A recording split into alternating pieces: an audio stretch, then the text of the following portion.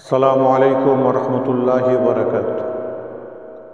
প্রত্যেক মাসের ন্যায় এই মাসেও তাফসীরের মাহফিল ও জিকিরের মাহফিল আগামী ৩রা জানুয়ারি ইনশাআল্লাহ হবে। এর আগের দিনও আপনাদের সকলকে এই মিডিয়ার মাধ্যমে আমি দাওয়াত করেছিলাম, সকলে এসেছিলেন। আবার আসার জন্য আহ্বান জানাচ্ছি। ৩রা জানুয়ারি ইনশাআল্লাহ মাগরিবের নামাজের পরে তেলাওয়াতে কোরআন শরীফ, তারপরে জিকিরের মাহফিল, তারপরে ইনশাআল্লাহ তাফসীরের মাহফিল ধারাবাহিক যেটা হয়ে আসছে। আব্দুল্লাহিল মারুফ সাহেব আসছেন, উনি তাফসীরের মাহফিলটা করাবেন।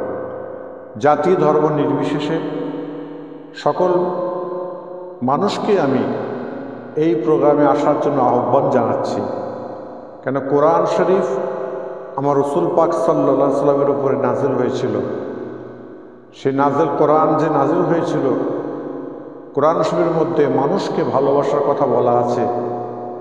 এবং আমরা প্রত্যেকে যদি আজকে কোরআনের তাফসীরটা যদি শুনতে পাই বা তাফসীর শুনে যদি আমল করতে পারি, ইনশাআল্লাহ আমরা অনেকটা এগিয়ে যাব।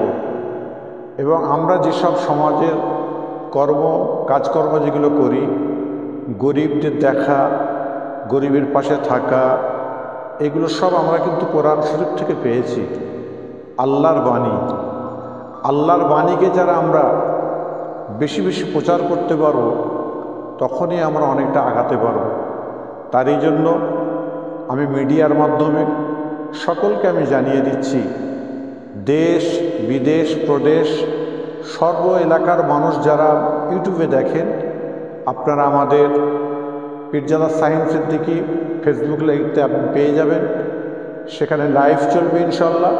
আপনারা প্রত্যেকে যারা বাইরে আছেন শুনবেন, এবং যারা কাছাকাছি আছেন অবশ্যই আপনারা কোরআনের মাহফিলে আপনারা আসো।